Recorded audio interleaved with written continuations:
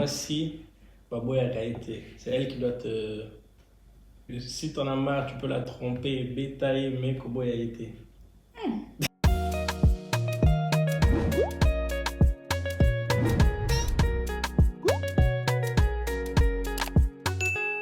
Bonjour, bonsoir, tout dépend de l'heure à laquelle tu regardes cette vidéo. Moi, c'est Grazache et bienvenue sur ma chaîne YouTube. Giovanni et moi, on s'est posé quelques questions pour un peu avoir l'avis de l'autre par rapport au mariage. Et donc, dans cette vidéo, on va y répondre. Et d'ailleurs, on prévoit une deuxième édition, donc n'hésitez pas de mettre en commentaire vos questions que vous aimeriez bien qu'on réponde. Je vous laisse regarder la vidéo. N'oubliez pas de vous abonner, de liker, d'activer la cloche de notification pour ne rater aucune de mes vidéos. Bisous, bye! Ma première question, comment faire selon toi pour que le mariage ne devienne pas une routine ennuyante? Planifier beaucoup d'activités, ça c'est déjà quelque chose de bien. Tu trouves qu'on a une routine ennuyante? Non, hein? Non, nous non, mais je veux dire, il y a certaines personnes qui peuvent se dire qu'au bout de X temps de mariage, leur mariage c'est devenu une routine, c'est toujours la même chose. La semaine, chacun part au travail, on s'occupe des enfants, mais vous n'avez pas vraiment peut-être... Ouais, il n'y a rien de nouveau en fait. Rien de nouveau. Et comment casser ça en fait? Pour que tous les jours, plus les années passent, que ce mariage-là, que vous ayez toujours la flamme, que... Je pense pour casser ça, il faut avoir des objectifs à atteindre, que ce soit des petits objectifs, des grands objectifs, mais il faut avoir des objectifs. Si vous n'avez pas d'objectifs, là vous tournez en rond et là vous tombez dans la routine. Mais quand vous avez un objectif, là chaque jour en fait, c'est comme si vous avancez de plus en plus vers l'objectif. C'est comme avec le mariage. On avait notre objectif pour le mariage. C'est-à-dire pour la fête. Oui, pour la fête du mariage. Chaque jour, c'était un pas de plus vers ce jour-là. Donc c'est pour ça qu'on n'était pas dans... On n'avait pas ce vibe de routine. Donc ça aide vraiment. Faut se mettre des objectifs à long terme, mais aussi à court terme, genre le mois prochain, la semaine prochaine, dans 2 mois, dans 3 mois, dans tous ces mois-là, tu te mets des objectifs et de plus tu fais ça, de plus tu vas voir en fait que tu ne tomberas pas dans une routine parce que tu as le sentiment d'avancer. Alors pour moi, la première question, c'est si tu n'habitais pas en Belgique, quel autre pays, donc à part la Belgique, tu aimerais aller habiter? En couple, je veux dire. Ouais, en couple. À part la Belgique, la France. Et pourquoi? La France parce que toute ma famille habite pratiquement en France. Mais après... Tu trouves que la France est mieux que la Belgique? Franchement, je ne vais pas rentrer dans ce genre de débat. Non, juste... En fait, chaque pays, après ça dépend aussi où tu habites. Par exemple, en Belgique, je me sens plus à l'aise et je me sens mieux chez les Flamands. Je ne me vois pas demain habiter... Pas bien néerlandais. Si, je parle bien néerlandais. N'importe quoi. Je me sens plus à l'aise chez les Flamands. Je ne me vois pas demain habiter en Wallonie, ça c'est sûr. Et la France, dans tous les cas, ce ne sera pas à Paris, ça sera peut-être dans le sud. Dans le sud, ça c'est sûr. Après, à part la France, je sais pas, peut-être en Amérique, Canada, why not? Okay. Qu'est-ce qui est selon toi la chose la plus difficile qu'on peut rencontrer dans un mariage? La chose la plus difficile qu'on peut rencontrer dans un mariage? Je dirais les enfants. Ne pas avoir d'enfants. Ne pas avoir d'enfants. Oui.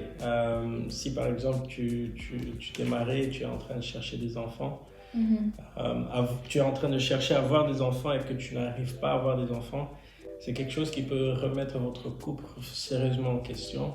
Et il faut être très très fort, très solide pour pouvoir traverser des moments comme ça. J'entends beaucoup de gens, on voit dans les films et tout, des gens qui passent par là, c'est difficile. Je ne me le souhaite pas. Donc c'est quelque chose, c'est selon moi quelque chose de très difficile. J'aimerais pas passer par ce chemin. Là, je m'attendais à une autre réponse. Je pensais, je sais pas, le fait que les sentiments soient plus comme avant. Ouais. Ouais, moi je dirais parce qu'en fait les enfants encore, pour les faire recours à la science, à Dieu aussi bien sûr, mais le fait que du jour au lendemain peut-être t'as plus de sentiments pour ton partenaire, je trouve que c'est difficile. Et pourquoi tu auras plus de sentiments pour ton partenaire? Je sais pas, peut-être que justement la routine, ou bien la personne elle a changé physiquement, le caractère aussi il a changé, donc ce qui fait que tu l'aimes plus comme avant quoi. Ok. Je dirais ça, c'est pour moi la chose la plus difficile que je peux trouver. Ma prochaine question, c'est qu'attends-tu sexuellement du mariage? Enfin, quelles sont tes attentes sexuelles dans le mariage? Déjà, je n'attendais pas cette question. Ok. Quelles sont mes attentes sexuelles du mariage? Déjà que ça ne devienne pas une routine, mais qu'à chaque fois, qu'on découvre quelque chose de nouveau. Ok. Qu'est-ce que tu veux dire par nouveau? Quelque chose de nouveau? Je sais pas, moi. Ok. Non, mais c'est toi qui veux. Non, mais non, déjà, comme ça se passe là, ça se passe bien. Je suis satisfaite de notre vie sexuelle et j'aimerais que ça continue ainsi, quoi, même si au fil des années, les enfants, que les choses continuent comme elles sont. Donc là, toi, j'ai une question là. Ouais. Donc, si par exemple, demain, tes sentiments vers moi ne sont plus les mêmes qu'avant, on va dire dans le sens négatif, ça ne sera pas pour toi une raison de te séparer, de demander le divorce. Dans tous les cas, tu vas dire que les sentiments soient comme avant ou pas, c'est pas une raison pour se séparer. Non, je ne dirais pas. Non. Moi, il y a quelqu'un qui m'a dit une fois, moi si, Babo est réalité. C'est elle qui doit te... C'est elle qui doit qui doit... En français, il m'a dit, si t'en as marre, tu peux la tromper, bétailler, mais Kobo a été. Bétailler, ça n'a pas la tête. Non, je fais pas ça, mais je sais pas, c'était un mauvais conseil. Ouais, mais le truc aussi, c'est que... Le truc derrière, c'est que, genre, ouais, il faut pas, c'est pas à l'homme de quitter la femme. Si la femme en a marre, bien sûr, elle peut partir. Mais un homme, selon lui, j'ai pas décidé de suivre le conseil, oui ou non, mais selon lui, l'homme ne doit surtout pas quitter la femme. Mais après, il sera malheureux et il va faire des choses. Justement, il va faire des choses après pour la pousser à bout pour qu'elle le quitte. Exactement. Alors, ma prochaine question, c'est est-ce que pour toi, c'est acceptable d'embrasser un enfant sur la bouche? Si c'est le mien, oui, il n'y a pas de problème. Une petite, pas embrasser, tu le roules une peine non plus, mais un petit bisou sur la bouche, oui, ça ne me dérange pas. Ok. Donc, un père qui embrasse sa fille sur la bouche, par exemple sa fille de 4 ans, c'est bon pour toi? Il n'y a pas d'arrière-pensée et c'est sa fille, je vois pas, ça me choquerait pas en tout cas. Okay. Et par exemple, parce que ça peut aller loin, par exemple, une mère qui va se laver avec son fils. Une mère qui se lave avec son fils, je sais qu'il y a beaucoup de mères qui l'ont fait ou bien qui le font, mais quand l'enfant est petit. Mais avec mon fils, je le ferai pas, mais avec ma fille, pourquoi pas? Mais après, embrasser l'enfant sur la bouche, je me dis, à partir d'un certain âge, l'enfant va trouver ça gênant aussi. Par exemple, l'enfant il a 8 ans, surtout si c'est un garçon, il peut se dire, ah, c'est bon maman, je suis devenu un grand garçon, il ne faut plus m'embrasser sur la bouche. Oui, à partir du moment où ça devient gênant pour l'enfant, là tu arrêtes. Mais quand l'enfant est encore petit et que c'est ton enfant bien sûr, je ne vois pas le mal de faire un petit bisou sur la bouche.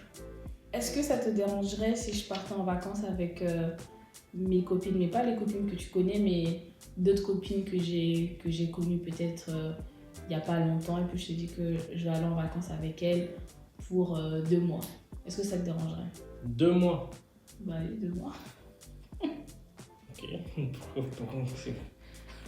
Aller en vacances avec des gens que tu connais pas pour un week-end ou une semaine, ça ne me dérange pas, mais 2 mois, comment tu vas gagner de l'argent en 2 mois? Comment dans tes finances, comment tu vas faire? Non mais admettons que niveau finance c'est bon. Ok. Mais genre je te dis... Et qu'est-ce que tu vas faire en vacances de 2 mois? Je sais pas, on va faire le tour du monde en 2 mois, je sais pas, tour de l'Afrique. Ouais, ça c'est une réponse. Si tu dis il y a un but derrière ça, oui, pourquoi pas. Mais s'il n'y a pas de but, si c'est juste pour aller en vacances, ok, tu peux aller en vacances avec des gens, pas de problème. Pour 2 mois, je comprends pas pourquoi tu vas aller en vacances 2 mois. C'est juste le S'il y fait a que un je but, parte. oui. Mais s'il y a C'est pas de juste le but, fait que je parte 2 mois en vacances qui va te déranger, ou bien le fait que je pars avec des personnes inconnues. non, c'est les 2 mois. Des personnes inconnues, je crois que tu es assez grande pour pouvoir juger qui est bien et qui est mauvais pour toi. Donc, je pense que c'est plus les... Enfin, je pense pas, c'est plus les 2 mois qui vont déranger les gens. Je vais te manquer 2 mois. Ouais, il faudrait que quelqu'un soit là pour faire la vaisselle. Ouais, c'est pas. Et, Non, mais 2 mois, tu peux t'en sortir tout seul à la maison. 2 mois, c'est bon, non? non, c'est pas ça le problème, c'est juste, c'est quoi le but d'aller 2 mois en vacances? Mais si par exemple j'ai un but précis, là, ça va pas te déranger. Si je dis Non. voilà, je vais aller pour ça, Non, ça te dérangerait pas. non. Ok. C'est la fin de cette vidéo, j'espère qu'elle vous a plu. N'oubliez pas de mettre en commentaire vos questions pour la 2e édition. Et d'ailleurs, aujourd'hui, c'est mon anniversaire, j'ai eu 26 ans. Ça serait bien de me souhaiter aussi un joyeux anniversaire. En tout cas, ça me fait toujours plaisir de lire vos commentaires. Et ne vous inquiétez pas, la vidéo de mon anniversaire sortira très bientôt. Bisous!